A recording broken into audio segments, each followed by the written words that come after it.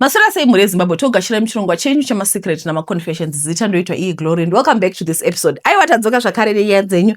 Regai tipinde munyaya yedu yekutanga. Vatete, pandaishanyira mbinga yangu everyday makuseni ndaimuka pasi pegumbo rangu pachita senge pakarumwa. Asi chaindiruma chacho ndainge ndisingachioni zvakare. Chimwe chiri strange panyaya iyi ndechekuti ndaive ndisingachinzwi despite being a light sleeper. Asi chaindishamisa zvakanyanya mumba umu ndaiwana makaraswa-raswa cheese. Ndaingoti kuda ndiwo maitiro evanhu vane mari. Kuda zvimwe cheese iyi ine zvainobatsira mumba kuti mugare muchinhuhwirira. Haungazivika. Kuti ubvunze unenge uchitya kuitwa madangerous balance. Saka ndaingoona ndonyarara zvangu. Minga ndichaiti Bruce uye takasangana mubenki ini nichitora mari iyewo achiwithdraw mari. Ndo yainzi love at first sight. Handinambofungira kuti angadai ane bhegi nokuti aiva akapfeka simple and smart. Bruce aive ne45 years, never been married, no mwana zvakare. Kuvunza hanzi ndainge ndasangana neheartbreak zvino mukati meupenyu hwake. Nokudaro haazvekuroora kwaive kudhara ikoko.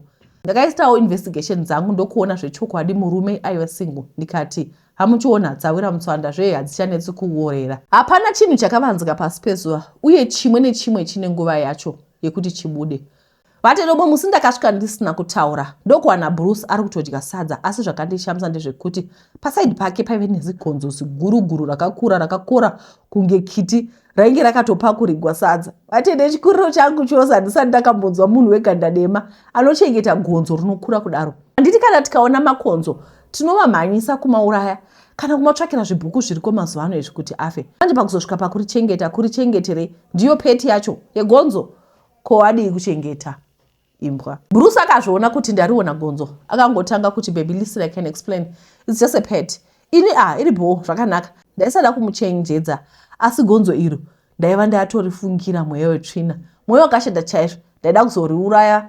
It's not like munhu anomuka ngozi kana riri gonzo. Ndaisaisa poison.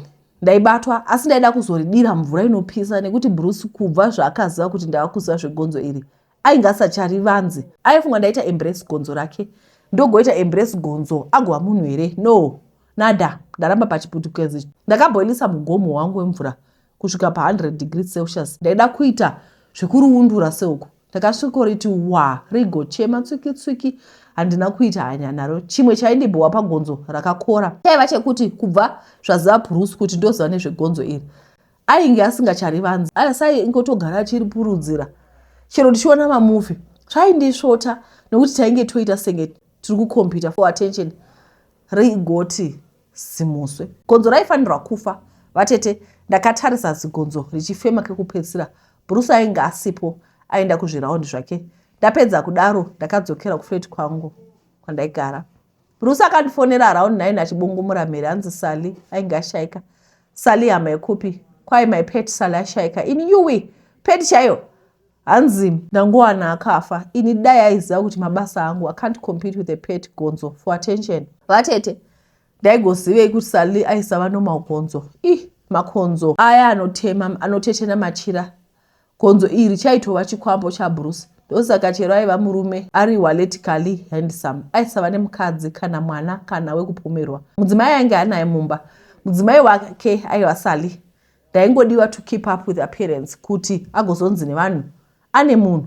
Chero bonde ndakatozoona kuti rinenge raiwandira kugonzo. Zvaigona kunzi once or twice per week. Hanzi not everything is about bonde. Ini yuwi apa unenge uri hot blooded. Asi ndaingohadhira mujolo unonyisa whether munhu ane cash kana kuti ana. Namo yandiri kukuona kubva zvafa Sally the rate haina kumira mushe. Sally anouya kuhope dzangu achindirwisa. Hanzi wakandiurayirei. Ndinotombosangana nemavision aSally achita bonde naBruce. Kubva zvafa Sally, Bruce akabva andigosa. I guess Sally akamuudza kuti ndini medhara. Zvekusiyana naBruce hazvina kundibata, asi zvekushungurudzwa nechitunha chegonzo chinonditongesa matare ndizvo zvava kundishungurudza. Zvinhu zvacho nyaya dzacho dzimwe dzacho anyway, rega tingosiyana nazvo. Alright, leo tete muri sei? Nyaya dzamuri kutiudza dziri kutibatsira mukurarama nekutisimbisa pamunamato. Zita muchanditi rumbidzai. I've been hearing nyaya dzakawanda recently about vabereki. Ende nhasi ndangoti ndiuyewo nenyaya yangu. Sure, vabereki need to do better. You can't be bullying and abusing me my entire childhood and expect me to be besties with you now that I'm older. I'm a girl aged 23. Grew up in SA for most of my life, but originally I am from Gweru. I have 2 younger sisters, Ndini Muhombe. Ina mai vangu is very toxic. Mukukura taitowatya, not kuti respect, but fear chaiyo. Mai vangu vairova kunge arikurwa newe. Vaita kunge vakutoda vadzosere. Nekuti zvimwe zvibhakera pamwana ane 10 years hazvimeki sense kwandiri. Mai vangu vakaroorwa nababa mushure mekunge vamichiswa. Vakasangana kuchikoro ndokuzoita havo musikanzwa yavo rudo rwatsva haro kikiki.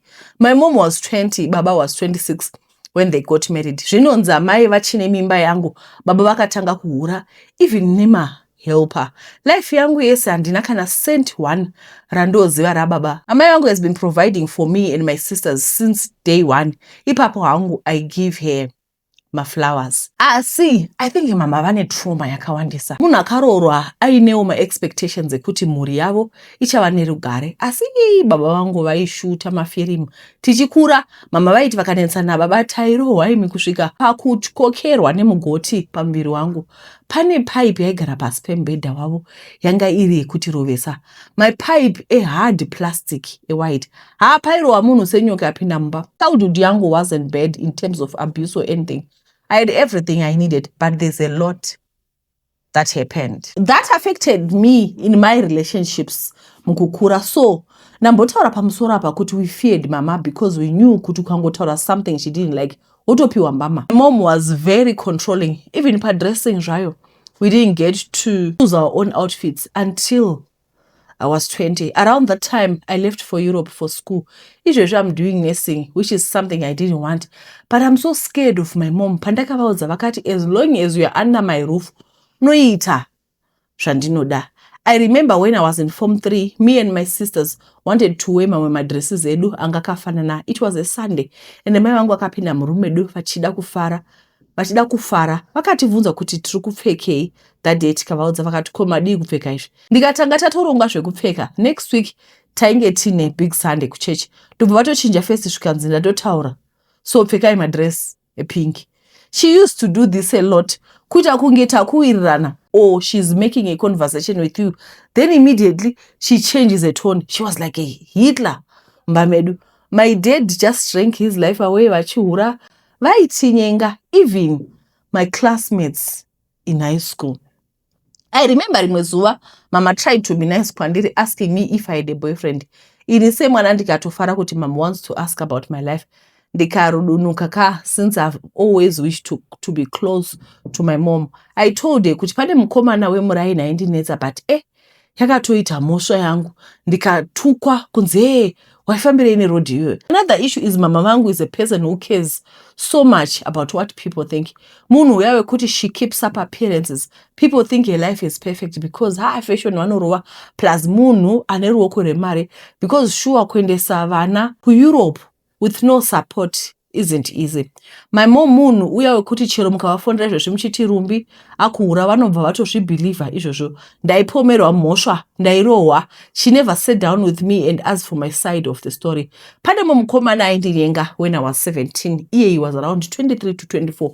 Ndakamuramba. Kwakunoudza mai vangu kuti andiona ndichibatwa mazamu muroad. Apa ndaivharwa gate. Ndiri munhu uya wekuti mapati okuenda out ndakatanga kuzvizivira kuno. Nyaya yangu iri pakuti ndakapomerwa ungochani in my last year of high school because I did A level in Zim. Mama vakandiudza mashoko anorwadza, havana kundibvunzawo okundigarisa pasi. It's been a few years since this happened, but after that day ndakapika kuti I'll never tell her anything. My mom munhu wekuti if you try to confront her chero wakazvininipisa say, nyaya yacho always come back to you. Hey, baba venyu this and that. She can't take accountability. This has affected even my relationship with her because I'm not able to be free now. If I have differing opinions now, inotoita nyaya. Right now I'm dating someone, but I didn't tell her because moms vane kakushora kavanoita, so she can make comments about people's bodies just to make herself look better. Even wakaona munhu akachena vanototi hai fake kana kuti quality yacho yakadhakwa. Moms vane mbiri yekuchena pa area. Katogara, she's used to be on a pedestal. I'm close with my dad because he never involved us mnyadzavo mama, which I think every parent should do, especially ana mama. Vanotoziva kuti he hasn't been the best father, but he took accountability. I've reached a point where I've decided not to have kids. My mom thinks ndine demoni, but my friends think it's because of trauma. Nyaya dzacho dzakawandisa kana. I genuinely believe motherhood is a calling, and just because you're a woman, you don't have to have kids if you don't desire to be a mom. I think it's because of society norms that we think our glory is from being a mom. But I don't believe, Kuti, that's what it all comes down to. My mom blocked me when I confronted about Nyaye Ngochane and why she beat me up without speaking to me. Hands on Nakura Vanyepe, plus let bygones be bygones. Ndageza maoko. Vabereki, vana vanoona zvamunoita, and you have to account for your actions. Because zvinhu zvinotirwadza hanzi neBible, parents, do not provoke your children to anger. Asi asabereki vanoda honor your parents chete. Before she blocked me, vakandituka hanzi hey, uchatanda botso. Hapana chabuda muupenyu wako. Apa munhu anotoenda kuchechi. Weduyo, ana mai, muri kudzidza kumachechi uko. I'll continue with more. Tadzidza zvakati wandei muzora nhasi manzwa here kuti kwai mama vanoti kana vakaona munhu anenge akachena vanoti akachena. Indori nemhama yangu yaiti kana ukatenga bhegi rako vanoti bhegi rako rakanaka but uchaona rangu randichatenga. Pane vanhu vakadaro vekuti vajaira kuwana attention. Mama kwai vari munhu ari toxic. But papacho unotoona kuti mai vanga vari frustrated nekuti baba hanzi vaipinda vachinyenga nyika yose. Saka unotoona kuti mai vanenge vachipedzera frustration pavana. I think one thing chatadzidza panyaya ndechekuti kana kuri kuti zvinhu hazvisi kufamba mumarriage regai kuda kurova vana. Ende ndakatoona kuti chero inini kana ndiri frustrated zvekuti mwana akada ndoti hey, go away, don't talk to me. Because unenge uri frustrated. Vana mai vanosenga zvinhu zvinorema. Izvo tinozviunderstanda. Unenge uri mudzimai, you are a wife, you are an employee, you are a daughter-in-law, you are a mother, you are the chef, you are the cleaner, you are everything. Even kana pasina usai futi murume wacho anongoti kwaibika sadza. Kuti zvinoti chagoseva neyedo responsibility yako. Saka unoona kuti vakadzi vakawanda vanenge vakasenga zvinorema, but kuzvibalansisa manje ndiyo problem inozoitika. Nditi alright, ngaitipinde munyaya inotevera. Tete Glory Makadi zita ndinonzi uyo aisa zita rake chero vanozondinetsa manje. Tete Glory Makadi zvenyu zita ndinonzi Debra, ndinogara kuHarare kubudiriro. Tete zvinhu zvakandiomera takazvara tiri 2 ini nehanzvadzi asi takasiyana vana baba. Mai vangu vaishanda vari house girl, saka vakazoshanda mugrade 4 ndikabva ndatanga kuchengetwa namainini vangu munin'ina wavo. Life yanga isiri easy. We were abused tichiitwa basa rese repamba. Kwaiti kumba kwavo kukauya menzi akaona mumba makachena. I was addressed as musikana webasa wavo. Kuchibva kwauya sekuru hanzvadzi yamai aigara kuGlenville. By that time ndanga ndava grade 6. Vakabva vati ndiperekedzewo. Vakabva vandipa $1 kuti ndivaperekedze. Vakabva vaenda neni kune chimwe chidrain. Vakabva vandirepa. Ndakasvika ndikaudza mainini vakati hanzvadzi yangu haimbodaro. Ndikakunzwa uchizvitaura ndokuendesa kuna baba vako. Apa baba vangu handivazivi. So ndakambogara kumusha. Ndanyora grade 7. Ndaiva munhu asinganyatsogona chikoro. Mainini vangu vakati handichakwanisi kudzidzisa muHarare.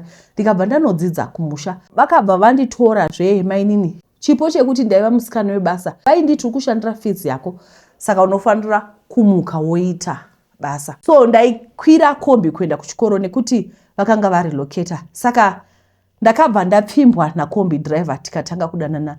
Rimwe zuva ndakanonoka kudzoka kumba, vakabva vanditi dzokera kwawabva. Ndikabva ndaenda nadriver uya kumba kwake, tikabva tarara tese. Ndikabva ndaita mukadzi wake. Zvinhu zvakangonaka kwe2 weeks akabva atanga kundiramba tete. Apa ndine mimba. By that time ndanga ndine 16 years. Apa ainditira utsinye. Hana kana chinhu chaakambotenga. Ndaita system yekufamba mumaraini ndichiwacha kusvika mwana azvarwa. Akabva adedza mai vake kuti vanditarise.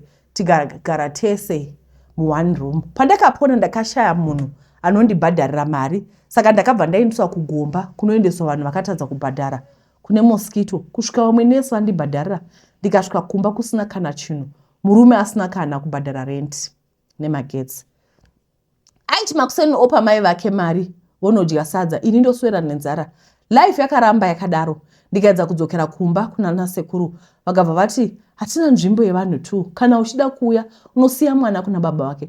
By that time mwana yeye anga ane 10 months. Ndikabva ndamuendesa kuna baba vake. Ini ndaifunga kuti achandinzwisisa tobva tagarisana. Pandakamufonera manheru akabva andiudza kuti aenda nemwana kumusha kwamai vake. Ndokugumisira kwandakaita kuona mwana 2017. Ndakabva ndambogara nasekuru vaya vachindishungurudza, mbuya vangu vachiudza vanhu kuti kumba kune kamuzukuru kangu kakanaka, vachiudza zvivarume zvedoro zviya. Handina kuzvifarira, ndikabva ndanotsvaka basa. Murume uyu akabva andibloka zvekuti mwana handimuzivi chero ndikamuona. Ndakabva ndaona mukomana akanga ati ibvei zera zvekudarika age yekuroora, but asina kuroora. Vakanga vane imba yavo kuchafara yevabereki. Iye aigara nababa mai vari kuSouth Africa. Ndakabva ndatizira kumukomana uyu, not kuti rwakanga ruri rudo, but ndaitsvaka pekugara.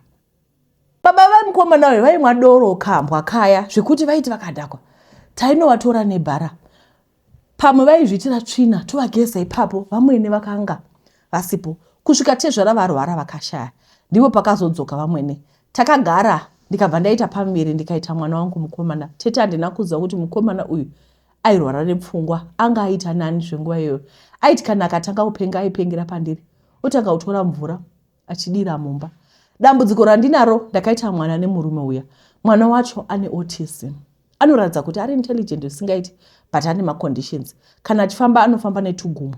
Apa ini handishandi zvekuti ndimindise kuchikoro. Kuchikoro kwacho havamunzwisisi maticha zvanenge achiita. Tete chikumbiro changu ndechekuti ndanga nditsvaka vanokwanisa kundibatsira kuendesa mwana wechikoro nekundipa basa rekuti ndishandire mwana wangu. Uye ndinoda kunotsvaka mwana wangu uya. Kana kune vari kuno kuZimbabwe vanotsvaka munhu wepart time kuwacha kana mabasa akasiyana siyana, kana kune vane basa rekuti ndinoita ndidzoka, ndibatsirei nekuti ndiri munhu anonamata. Ndambozama kuenda kumuprofita asi zvinhu zvacho zvakaoma.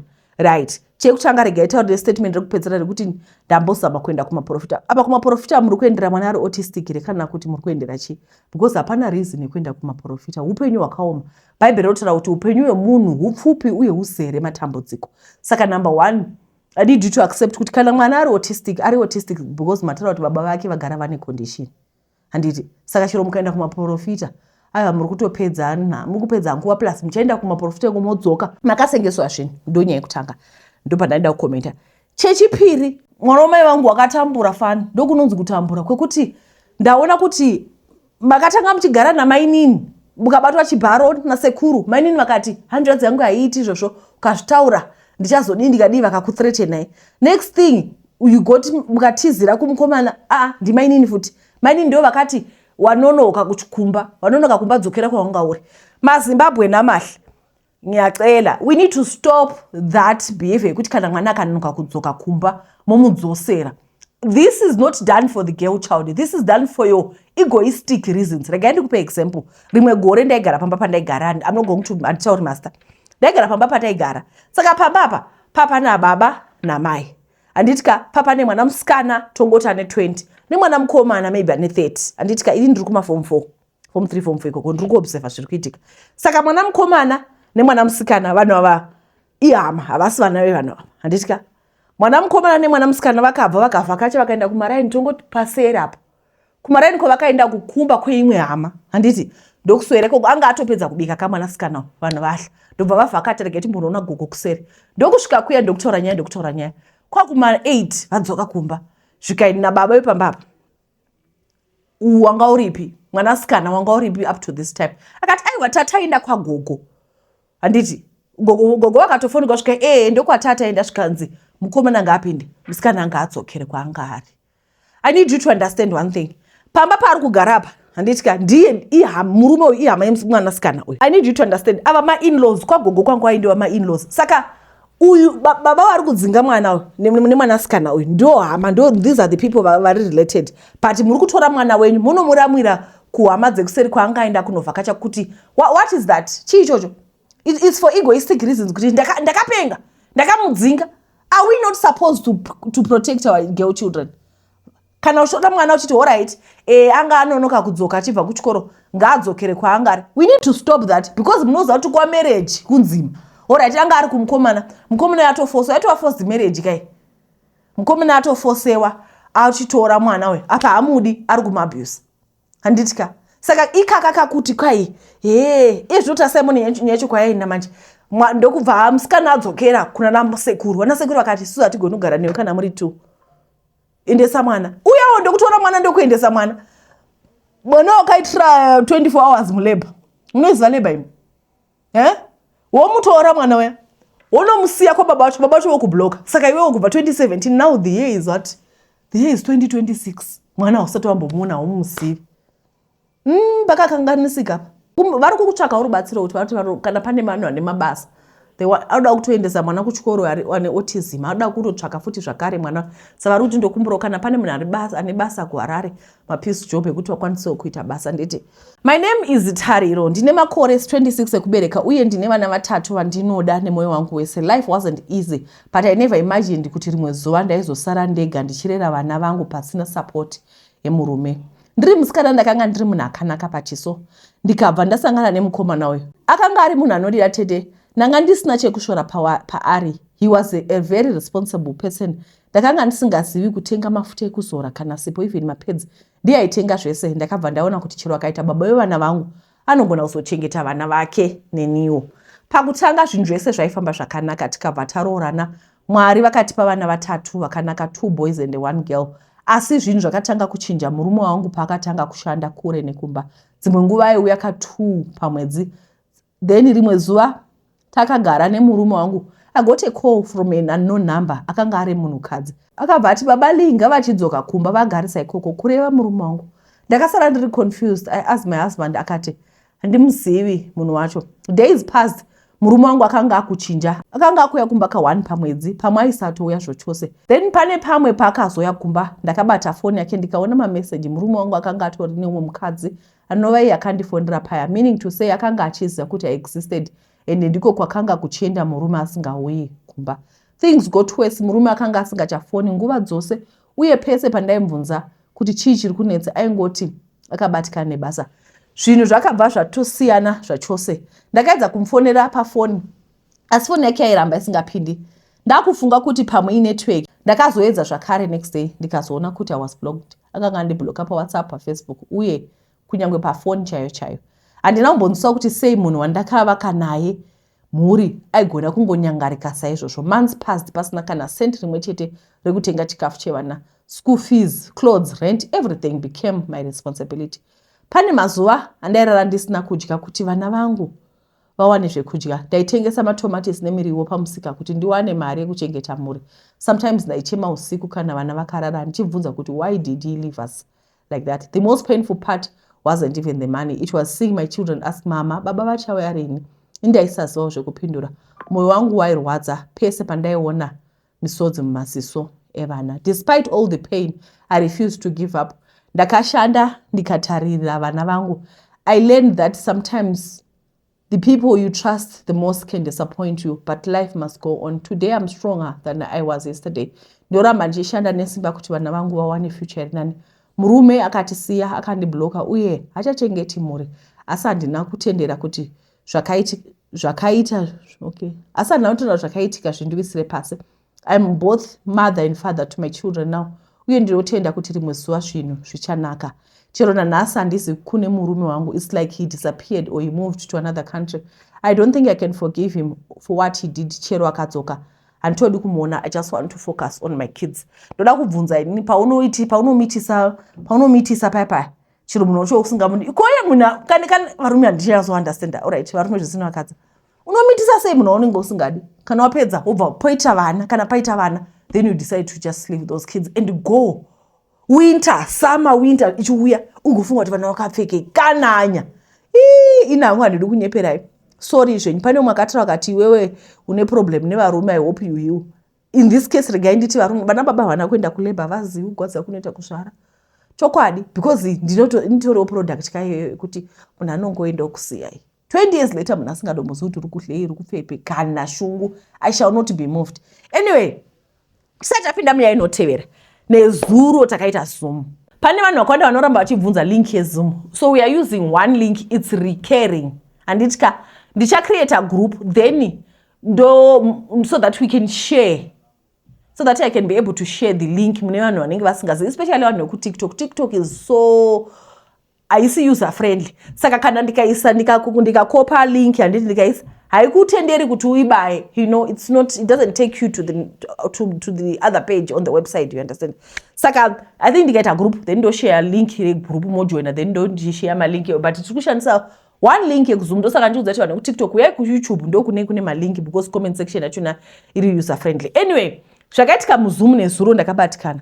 Ndakafunga mbuya vangu nekuti takanamatirwa nechishona. Munoziva kuti handisati ndamboona zvakadaro. Munhu achidurura moyo wake kuna Yehovha. Chakandibata. Pane mukomana anonzi Brian. Mukomana anonzi Brian anogara kuHarare. Saka kwai ndakatokwira nekombi ndichienda kumarondera. It was testimony time. Saka kwai ndakwira kombi paya. Then ndobva ndaona kuti aiwa kombi haisi kuenda kwandofanira kuenda. Kombi yeye atochinja direction. Vanhu vaiva kuenda kutoguzana kuti imi muri kundiendesa kupi? Vanhu vakuda kutomukidhinepa paya, vanhu vatomukidhinepa. Kwai ndakagwisana navo saka vakamukuvadza ziso nechii. Ndikuudza inyaya yekuti vanhu vari kuHarare ka ndokumbura kuti muite careful. Hanzi vakamukuvadza ziso vakutogwisana naye vakutodidi. Saka menopo vakazonomukandira vakamusiya ipapo. Saka Brian uyu ari kuti kwai ndazomuka kuma AM ndopaazomuka. Akutopindwa nechando zvekuti ari kuti dei ndiri umwe munhu, dei zvakaitwa kune umwe munhu ka, dei akatoita pneumonia. Kwai ndopaazomuka wotanga kuziva kuti hausi kuziva kuti ndiripi, ndinonzi handiti zviri kuitika, ndokutomuka. Saka looks like vakamurova zvekutomukuvadza vomukanda akatoita unconscious. Ndoma testimony atosangana nawo, but anga achingotoda kutenda Mwari kuti vakandirwira. Handiti asi guys ka, it's a very nice community. I don't want to lie. Please musarega kujoin. I don't want to lie because zvakanaka tionana face to face kudai takatarisana mumaziso imikani. It's so uplifting. Even my sister was like, rega tijoin ndo patotonamatirawo, because pane vamwe vanhu vari kunyatsofila kuti inini ndaneta. Do you know kuti unogona kutambudzika zvekuti unyatsoona kuti ini Mwari chiro simba rekunamata handina, but kana muchisangana nevamwe holding hands, supporting each other, aiwa kwanzi united we stand. Kana takabatana kudai we form a chain, we pray for each other. I don't want to lie, it was so powerful. Pane munhu anonzi Shumi Chegerwa haana kujoina. Shumi, please next time, please ndokumbura kuti ujoine. Right. Regai tipinde munyaya inotevera. Hi auntie, ini ndoitwa Michelle, ndiri musikana ne20 years, ndiri kutsvaga basa. Ndakapedza kunyora 2023. My wish was to become a nurse. We tried kutsvaga nzvimbo until tazopa mumwe murume anga ari paChitunguza hospital akati anonditsvakira nzvimbo. Takamupa $300 because aiti munobhadhira 700. Akabva ati titumire maresults nemabirth. Tikaita tikatumira. After 2 weeks zvichinzi manesi atorwa, mainterview atoitwa, takabva tamutsvaka hatina kumuwana. Takazonzwa zvichinzi akaenda kumasvingo, tikabva tavharwa $300 iya. Saka kubva 2023 pandakapedza kunyora handina zvekuita, ndaidawo kuita nesi. Saka ndanga ndichikumbirawo kana pane anokwanisa kundiwanirawo basa remumashopu, reception kana anything, ndikwanise kubatsirawo vabereki vangu kubhadharira vamwe vana school fees. Ndokumbirawo vanokwanisa, vanouya through you, ndine 6 O levels, okana pane vanokwanisa kundisponsor kuti ndiite course nurse aid or caregiver, anokwanisawo. Ndiye 20 years maita basa. Right. Kune vanhu vose vanoita basa rekubira vanhu, hamuna Jesu mukati. Don't you see kuti vana ava vagara like this family, people are struggling. They're so desperate kuti mwana apinde munursing. Mobva mati tipe 300. Matora 300 yamo disappear. Chada kudza nje kuti 300 uye unoidla first day ka yobva yatopera utoshaya kuti waitei nayo. Ende zvadovharana. Nyaya dzekubira vanhu dzakashata. Regai kubira vanhu. Nursing tose taitoidawo veduwe, asi haipapindiki veduweka zvakaoma. Anyway, before tapinda munyaya inotevera, ndanchikuda kuti nditende nyaya yemwana anonzi Frank wekuVictoria Falls. Pane vanhu vakawanda vakauya vachiti toda kuita eco cash. May God bless you. Ndoziva kuti vazhinji venyu havasati vaita because maFrank havana kundipa feedback. But tine munhu one so far atumira mari yeschool fees yemwana nemari yebhutsu. Vana mama, regai ndikutaura ndichiti vana mama vari kudiaspora ka, this channel yenyu makaibata kuti dzvi. You have sent vana vazhinji kuchikoro. Ingadai Mwari akuitirai zvakanaka. Tine mwana wedu 1 who's outstanding. Mwana I think I'm second year right now ku MSU. Takamubhadharira school fees last semester iya takabhadhara last semester boss vafara. Takabhadhara $600. And takamubhadhara futi last year. Mwana uyu kawo ndinoda kuti pachagraduate ka vana mai vose vari pano pachannel tisangane kuMidlands State University tipururudze kuti Mwari matibvira matigonera, because vana mai vari pano every time pandinongoti pane vana vakadai vari kuda rubatsiro, you are quick to help. May God bless you. Zvinonyatsondibata kusvika pazasi-zasi pemoyo pangu because ndinoziva how it feels not to have school fees. Mwana wedu achadzokera kuchikoro next semester. Ane condition albinism, I think you know that. Saka anenge achida mafuta. Pane vamwe vanongoti hello ndatumira sunscreen. You know, we appreciate you. We hear you. We know kuti you exist. Mwari akuitire zvakanaka. Anditi next semester ari kudzokera kuchikoro anenge achida kuti timubhadharire zvegore rino tibve tapedza. Gore rino yatogadzira kupururudza. Tonopururudza kwemesu imigani. Vachatiziva, vachatijaira. Alright, regai tipinde munyaya yedu yekupedzisira. Tongotiwo vedu veDoc Judah. I didn't know about him. Ndatotanga kutoziva nezvake izvezvi ndaona mavidhiyo vedu vezviri kurwadza. It's very painful. I saw kuti anga ari mwana ari very happy. He was a very happy soul. Zvinhu zviri kurwadza vedu. But one thing that I'm grateful for is anonzi stunt anditi he was there for a short period in his life, but I ndiri kungofunga kuti Mwari allowed him to be there in his life so that Judah can experience a different kind of love. Handisati ndamboona rudo rwakadaro. Mukoma stunt, Mwari akuitire zvakanaka, makagwa hondo yakanaka, you fought a good fight. Asi kungoti upenyu hwake hwagoridzigwa nepashira chaipo, zvinova zvinhu zvinogwadza. But ndakaonawo veEcho Show vanga vane tende ravo ipapo. Thank you for watching. Tinokutendai nekuona chirongwa kwamaita. Mwari vakuitire zvakanaka. Tichadzoka zvakare muzuva ramangwana. Musarega kuramba muchitumira nyaya dzenyu panhamba iyi handiti, so that we keep the lights going. Kana mukadaona tisina kuvuya dzisina kuvuya nyaya zvinondoshawa kuti ndokuxoxera idzipi dzachona, asi tokutendai nekuona chirongwa kwamaita. Mwari akuitire zvakanaka. I was also thinking of changing my thumbnail edu. I feel like they are too scary, but mondiudza kuti munofungei. Thumbnail is that main picture that you see. Mondiudza kuti tirise rakadaro here kana kuti ndiise face ndonyora topic. Mongondiudza zvamunofunga nditi. Mwari akuitire zvakanaka. Tichadzoka zvakare muzuva ramangwana nenyaya dzenyu. Tatenda. Bye bye.